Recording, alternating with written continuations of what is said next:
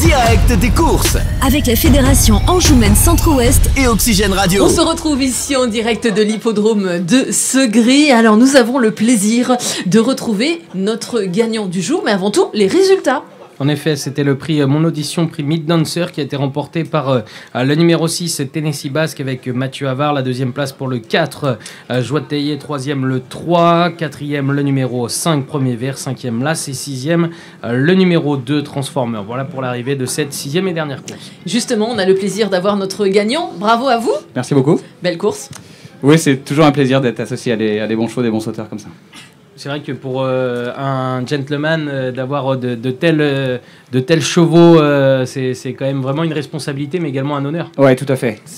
Alors, on a tout le poids d'une écurie derrière, écurie pour lesquelles nous, on ne travaille pas en tant qu'amateur en plus. Donc, c'est vrai qu'on est un peu la dernière roue. Et effectivement, on peut aussi vite saboter un travail du matin qui est long et fastidieux. Voilà. Il est humble, mais c'est surtout pas un Playmobil. Hein. Il a quand même été champion du monde de la féjanterie l'an passé, donc c'est pas n'importe qui. Il est gentil, il veut pas trop le dire, mais quand même c'est l'un des meilleurs amateurs. Alors vous n'êtes pas un Playmobil, et qu'est-ce que vous faites comme métier dans la vie ?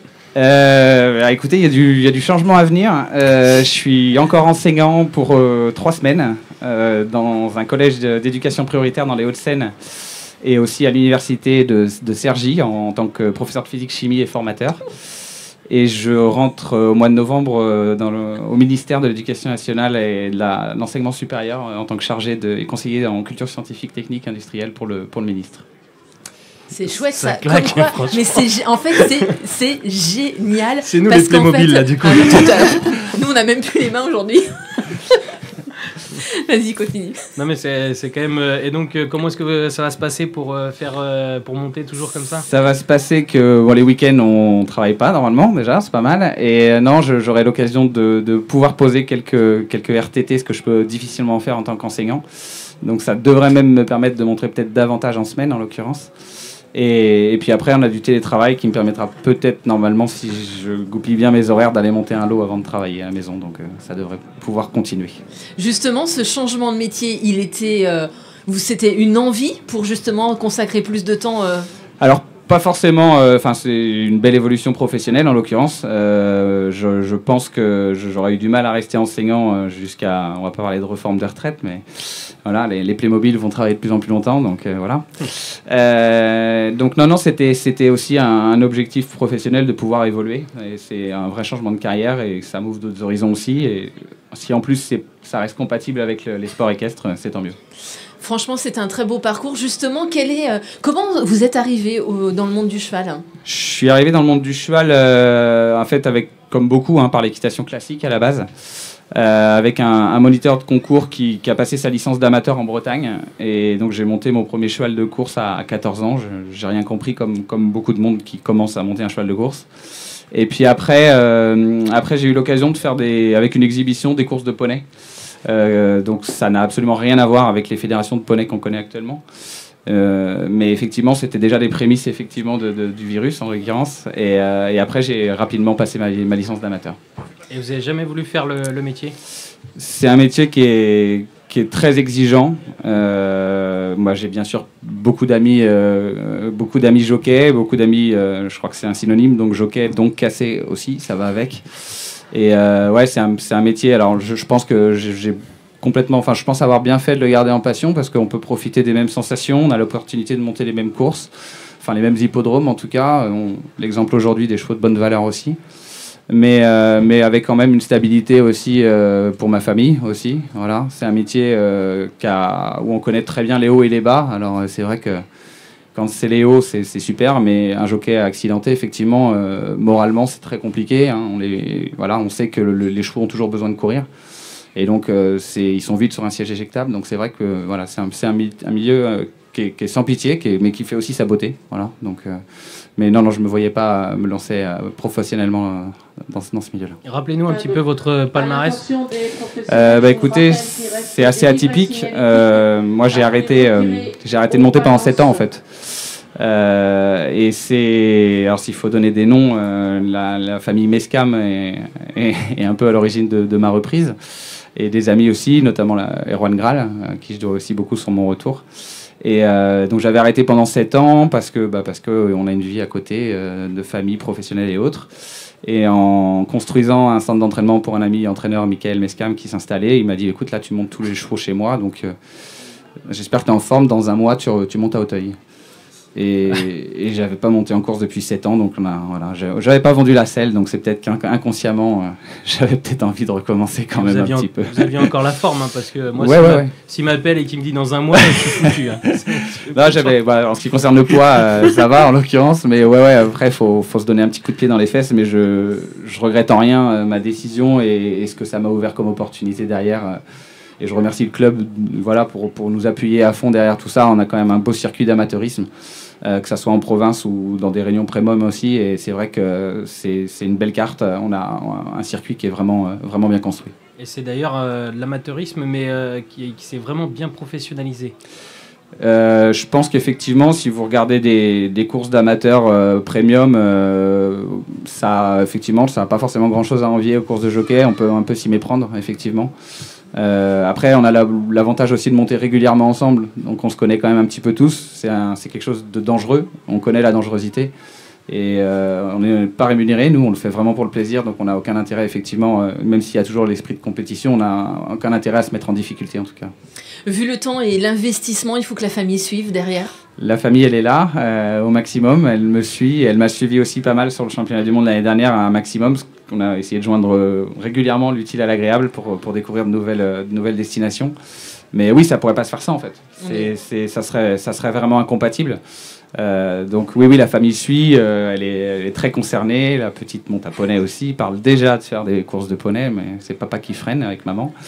Mais oui, elle est baignée et elle commence effectivement à devenir relativement érudit. Je l'ai perdu toute la journée hier à Auteuil parce qu'elle connaît forcément quelqu'un sur l'hippodrome. Donc, elle a le virus elle aussi. Ouais, c'est la question que j'allais vous poser. Est-ce que le virus est totalement familial et l'héritage est là ? Ouais, tout à fait. En fait, pour vous donner un ordre d'idée, moi, le samedi, je me lève à 5h30, je vais monter de l'eau et je récupère tout le monde au centre équestre, maman et sa fille qui montent toutes les deux aussi dans le centre équestre à côté. Donc, voilà.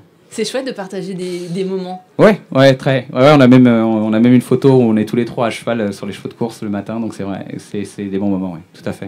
Betty commence à ramener des lots de la piste, là, elle commence à voir les lots qu'on sautait, elle a le droit de les avoir à sa liste. C'est chouette ça. On voit la pitchoun qui nous regarde. Anthony, est-ce que vous avez autre chose à rajouter ? Non, je pense qu'on a fait un bon tour même de l'amateurisme, donc on a pu vraiment parler et découvrir l'amateurisme au galop en tout cas. Ouais, ça a vraiment été une belle journée parce qu'on vous a mis à l'honneur et je pense que nos téléspectateurs le voient en fait que on peut lier l'utile à l'agréable et on peut faire vraiment les deux. Ouais, complètement et les courses c'est un beau levier pour tout ça. C'est un milieu qui extérieurement peut paraître un petit peu réservé entre guillemets. Et pourtant, il y a plein d'opportunités d'y rentrer. On a eu l'occasion de monter une écurie de groupe notamment, qui va d'ailleurs ouvrir ses parts là d'ici peu. Il y a possibilité de manière accessible pour rentrer dans une écurie de groupe. Je donne le nom au cas où si certains nous entendent. Ça s'appelle Racing Partner. On va rouvrir donc l'ouverture aux parts en fait. Et voilà, c'est l'opportunité pour découvrir le milieu facilement, à moindre coût. En se faisant plaisir et puis effectivement en découvrant un milieu qui est une fois qu'on a pris le virus on partage. C'est une histoire, beaucoup d'histoires humaines et j'ai le président de l'hippodrome à côté de moi et je rigole parce qu'on est aussi copropriétaires sur des chevaux de course ensemble, donc la boucle est bouclée entre guillemets. René Périgois, ça a été une belle journée. Ouais, très belle, très très belle. Un ami qui termine premier dans la dernière épreuve, réservée aux gentlemen, des amis qui gagnent le Grand Cross, parce que les gens qui gagnent le Grand Cross, ce sont mes voisins. Donc, chargé d'émotions, c'est évident. Et puis on s'aperçoit que les gentlemen... Alors, j'ai un petit a priori sur cette course et sur les courses de gentlemen, parce que je trouve qu'ils sont de moins en moins nombreux en obstacles et on tourne souvent à des courses de 5-6 partants. C'est bien dommage. On s'est aperçu quand même que le Grand Cross a été gagné par un gentleman parmi les jockeys. Donc il faudrait qu'ils soient un petit peu plus nombreux, parce que ça ne fait pas non plus la publicité des hippodromes si on tourne tout le temps à des courses de gentlemen à 5-6 partants. quoi faire justement pour développer, pour qu'il y ait encore plus de gentlemen à tous les deux? Peut-être plus les intéresser, plus intéresser les gens, intéresser les gens qui vont monter le matin à monter l'après-midi. On y travaille, c'est une question qui est très prégnante au sein du club. Il y a des dispositifs, on ouvre aussi avec un dispositif qui est notamment le championnat des grandes écoles, qui amène beaucoup de jeunes à franchir le cap derrière, une fois leur course réalisée, à prendre le virus et à venir régulièrement le matin. Donc on en a beaucoup là, notamment sur la prochaine session, qui passent justement, qui s'inscrivent aux licences d'amateurs. Donc c'est un vivier. Il y a des choses qui sont faites. Je pense que la plus grosse passerelle, elle est en construction et elle est très prégnante aussi. C'est les courses de poney. On s'aperçoit qu'on a des jeunes cavaliers, pour les avoir vus en tant que jury aux licences, qui sont déjà de grands amateurs déjà avant même d'avoir monté leur première course, parce qu'ils sont déjà à cheval régulièrement le matin, et ils ont tous les codes du cavalier de course en fait, et non pas du cavalier de concours hippique. Oui. C'est vrai qu'il y a encore une différence assez notable entre la monte classique entre guillemets et la monte en course. Mais voilà, il y a des leviers quand même. Il y a des leviers. Et puis en fait, avec le poney, quand il commence par le poney, il y a cette rigueur, mais également ce respect qui se met en place très rapidement. Et on le voit au fur et à mesure des années et de ce que vous parcourez. Oui, tout à fait. C'est des enfants qui sont déjà très très compétiteurs, qui ont cet esprit-là. Pour beaucoup aussi, pour beaucoup qui ont des familles qui viennent des courses, mais pas que. Voilà, faut pas non plus croire que c'est uniquement réservé aux gens des courses. Là aussi, voilà, c'est des fédérations qui se sont beaucoup structurées, qui offrent la possibilité aux enfants d'avoir un circuit qui est assez phénoménal, et une Coupe du Monde aussi. C'est-à-dire que voilà, moi j'ai eu l'opportunité de monter avec des cavaliers français à l'étranger l'année dernière, et je trouve que en tant qu'enfant, de voyager pour faire des courses de poney, quoi de mieux, quoi. C'est vrai que ça fait rêver. Donc non, c'est bien que ce soit structuré, c'est bien que ce soit réglementé, et qu'il y ait des codes pour le bien-être des poneys, pour le bien-être des enfants aussi, voilà, parce que ça reste de l'amateurisme aussi. Mais en tout cas, effectivement, c'est vrai que ça amène un vivier d'enfants qui peuvent passer et prétendre à la licence, et qui ont en plus des aptitudes qui sont certaines. Et puis c'est vraiment ouvert à tous, pas seulement aux familles qui connaissent le monde du cheval. Bien Clairement. Au contraire, maintenant, ça s'ouvre à chacun. Ouais, tout à fait, ouais. Je pense que on a un bel exemple aujourd'hui, avec la course de poney ici. C'est vrai que, si je peux parler à titre personnel, moi je suis venu faire une course de poney avec un poney de club. Et c'est ça qui m'a, entre guillemets, fait découvrir aussi le milieu des courses de poney, où des gens me disent « mais nous, on a des poneys de course, ça nous intéresserait que vous montiez pour nous », et ainsi de suite. Donc en fait, c'est souvent potentiellement un concours de circonstances, mais c'est vrai qu'on ne sait jamais.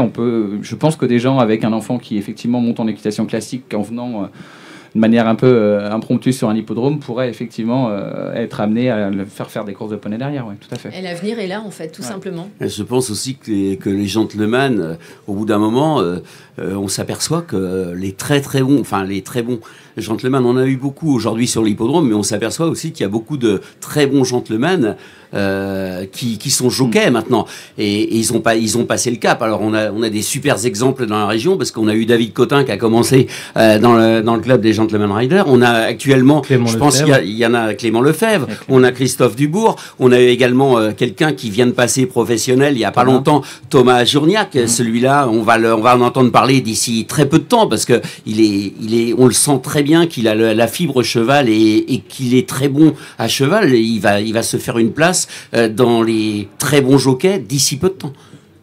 L'avenir est là. On a passé une très très belle journée. On va remercier vos partenaires, parce qu'ils sont nombreux ici sur l'hippodrome de Segré, et grâce à eux, on fait beaucoup de choses. Écoutez, on fait tout pour qu'ils soient nombreux, on fait tout pour que ça se passe bien. Et puis l'hippodrome de Segré est toujours dans un cadre magnifique, toujours aussi accueillant. Et il ne nous reste plus qu'à travailler. Alors moi, je ne savais pas qu'au ministère, on pouvait avoir des RTT. J'aurais bien voulu être président et avoir des RTT. J'en ai pas. Mais c'est pas grave. J'en veux pas, Mathieu. On va tous changer de métier alors. Un grand merci également à vos bénévoles, parce qu'ils ont été au top encore aujourd'hui. Non, mais ils sont toujours au top. Et ce sont des gens qui sont passionnés et qui aiment leur travail, et qui font tout pour que ça se passe bien. Et aujourd'hui, une journée comme celle-ci, pour moi, avec 3 courses d'obstacles, et notamment le Grand Cross, même le premier steeple, où je trouve qu'ils ont, comme on dit dans le jargon, bien roulé. Des courses comme ça, sans incident, on ne demande que ça. Des courses franchement sans incident, sans chute, sans dégâts, ni pour les personnes, ni pour les chevaux. Nous, ça nous convient, on re-signe tous les jours. On vous l'a dit en début d'émission, c'est sûr ça allait être une belle journée, ça a été une très belle journée. Et oui, le soleil est revenu, même avec votre sourire depuis sous la pluie, il est resté et sous le soleil pour ainsi dire. Donc merci à vous. Merci à vous tous. Alors, je voulais juste demander, on se donne rendez-vous quand maintenant ? Alors on se donne rendez-vous dimanche et lundi prochain sur cet hippodrome. Réunion mixte. Alors j'ai annoncé l'autre jour un nombre de courses assez considérable pour les 3 jours. Je suis tombé à 6. Mais j'avais vraiment pas prévu ça et je me suis fait un petit peu avoir. J'aurais jamais dû accepter ce genre de choses. C'est pas grave. Ça, c'est de ma faute personnelle. Par contre, là, je vous certifie que dimanche et lundi, il y aura au moins 8 courses les 2 jours avec 4 courses d'obstacles et 4 courses de trot. Et nous, on a eu une proposition justement pour augmenter le nombre de courses. On nous a proposé de faire c'était quoi ? Qu'est-ce qu'on nous a proposé ? Du saut en sac. Ah oui, pour augmenter, voilà. Vous voyez comme quoi on est prêt à tout, vraiment pour vous aider ici sur les hippodromes. Anthony, les prochaines dates ? On se retrouve le 13 octobre sur l'hippodrome de Nuillé et puis le 20 octobre à Saumur. Et le 11 novembre du côté d'Angers, Angers où on est pressé d'aller puisqu'ils viennent de remporter le championnat du monde de frites. Vous allez vous régaler. Eh ben voilà, vous l'avez compris. On vous souhaite à tous une très belle journée. Anthony, ça a été un plaisir d'être en votre compagnie et on vous souhaite une très très belle soirée à tous. Un grand merci à l'hippodrome de Segré. Merci à vous tous.